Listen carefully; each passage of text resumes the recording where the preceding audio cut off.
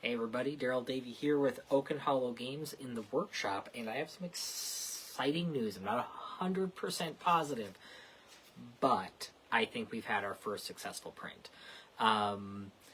So I'm going to take it off here in a minute. What I have been doing is I've been monkeying around with the different settings on the Apex Maker, trying to figure out what the best one to do would be, and usually I've only really printed work stuff before. Hey Leo, you're always right in there. I appreciate that. Thanks for tuning in, Leo. I think that's really cool. But we. Oh, okay. So typically I just usually print work stuff. Every once in a while I have a fun little project here or there, but I want to make sure that it's being used for everything like that. But since I'm just testing prints right now anyways, I had gotten a Gengar figure from a friend. And it's super cool, and I had it up, and it needs the rest of the team I use all the time. So I printed off a Jolteon, a Murkrow, and a Dachshund, and I've been using them as test prints instead of, like, trick-or-treaters or candy people or skirmish figures. For a few reasons. One, I wanted to make sure that maybe it just wasn't like my models. These didn't come pre-supported, but I got to mess around with supports and stuff in a different way. And I figure if I'm going to be printing a bunch of stuff off anyways that I'm probably not going to use, might as well be something fun. So before I pull it off and we double check, I will show you a couple of the first attempts on it. So I also want to try a larger scale. I don't usually print things huge, not that these are massive, but you can see where there were some problems. There were some layers skipped. Jolteon's face is really mushed, and then on Dachshund, most of it turned out. It's probably hard to see in the screen, but the fidelity on these are really nice. But then somewhere along the lines, I'm guessing one of the rods didn't quite stick where it needed to, and it started to skip and just failed from there. And poor Murkrow, his whole body fell apart, which is unfair and unkind. So, all that said, this is my third print today on it. The nice thing is it does go really quick. When I am trying to print stuff for these tests, it's gone fast. I think it's been about 2.5 hours. Again, something about this size would have taken 6.5 or so hours. So in the time it took me to test this today, I was able to get out 3 prints. And not saying it's going to work for everything, but it's at least, it's the first successful looking full print that I've had. So I wanted to share it with you guys here. And then that means now I'm going to try a copy of All Hallows Eve and a copy of Skirmish just to see if those stay on there. For anybody who's watching this that may have gotten an Apex Maker or is just interested in it, some of the settings that I did, I had found some pictures. If I remember, I'll post them below. But I had noticed when it was printing, it was leaving this really big flat mark. And I think I had the bottom curing. According to this post I found, it should be the right setting. It's a different resin, so I knew there would be some tinkering. But I set it to 10 seconds instead of 34 or something ridiculous like that. I don't even know if it's quite 10. Yeah, I think it was 10 for the bottom couple layers. That gives the establishing base, everything sticks to the plate, so that when it cures on the FEP or shines on the FEP, it doesn't stick to the FEP. It pulls back up and stays on the plate. So set that to 10. Check my supports, some of my angles. I tried 2 different ones just to see maybe if it was the supports that were failing rather than the print's been working fine. I just had poor supports. I'm trying to think. I did change. And the program I was following had it for 1 second. It would shine light for 1 second, cure it, turn off, pulls up, more resin goes in.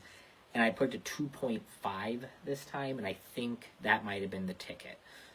Gives it just that little bit more time to cure, solidifies it a little bit more, pulls it up. And I also didn't hear as much of that sticking noise that I had heard the first time. one note, and I should have actually probably done this while we were talking. One noticeable thing on this is it's a mess compared to my old one. Leo, you will be very happy to see that I am wearing PPE because I haven't been able to touch this thing without getting resin on me so far. And it's heavy and drippy, but there is a plate in here, as you can see, hooks on, and so it holds it and it'll let all of this resin drip right into there, so I'm not wasting anything, and it's not, getting all over my workspace. It goes right back into the basin. Yeah, I think those all look good. This is the first successful print. So, well, hey, you called me out first, so I called you out back. But you're right. Like, it's a good thing. They're needed. I should probably be wearing glasses and a mask and have a vent. We're talking about a ventilation system in here too, but just me right now. So, but yeah. Either way, these look successful. So those few changes. After the first one, I just tried them just in general to see what was working. Last night, I was trying, and it was a Chitu Box issue, the regular version, the free version. I couldn't get these to print on this far. Hey, Tim, how's it going? Couldn't get it to print on there. Did some stuff, got our licensing through, and I think that's all good and dandy now. And then the files, it was just saying it had the wrong file type, which I knew was incorrect at that point because we were doing it before on that file type. But got that sorted, got the new models up, printed them out. First time, almost complete failure. I don't even know. I don't think I saved the first one. Oh, no, the second one had two that were flat. That's what it is. I had one, partial success. Chris, how's it going? But I was expecting one of these two to fail and figure I need that final little bit of tuning. But it looks like we're good. So, I've let it drip for a few seconds. I'd like to let it drip a little bit more, but since there's folks on and we are chatting, I'm going to get this off. Like I said, it's a lot messier. It's a lot heavier, and I used to have... Joe! Hey, how's it going? I used to have a better system for when they were smaller, but now it's just such a beast that it's... I don't know. I got to figure it out, but all in time. But again, with my first successful prints here... I think I don't got anything on this hand. I'll bring you guys in. Let's see them. Yeah. So those look pretty good. Oh, speaking of how messy this is and not ever being able to get it to where it doesn't touch me with this new printer. I ended up getting some on my hair because I'm a little dude and it was right at head level, and I went to check something inside. And it hit me and just straight across. Fortunately, I needed a shower anyway. But, yeah, so let's, I don't think I can do it this way, so sorry, you're going to miss out on this a little bit, but I'm already, and the camera's in the wrong angle, but I'll try it like this. Yeah, there we go. Yeah, and just like a painter scraper, they all come with this, and... this part is always a little scary. You know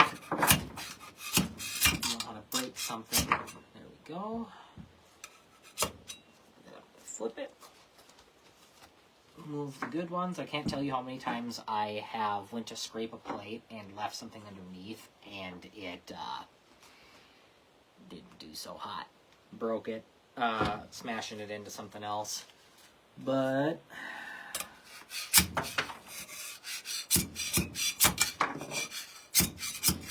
there is, depending on how hard things are to get off, settings where the raft, that's the bottom of the printing. David, hey!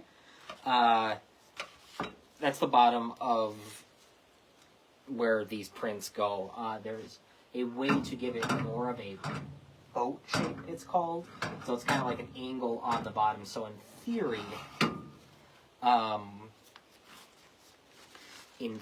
it's really easy to get those off of the plates. I need to monkey with the angle, and that bottom I've tried it at 10, so now maybe I'll try it at 8 and see if it's a little bit easier to get off and if it still sticks. But, I mean, yeah, I'm pretty satisfied. Will, hey, long time no see, buddy. How's it going? I think it's a success. So, tomorrow, because I'm not going to want to monkey with it tonight, I'm going to get another try of All Hallows Eve on it.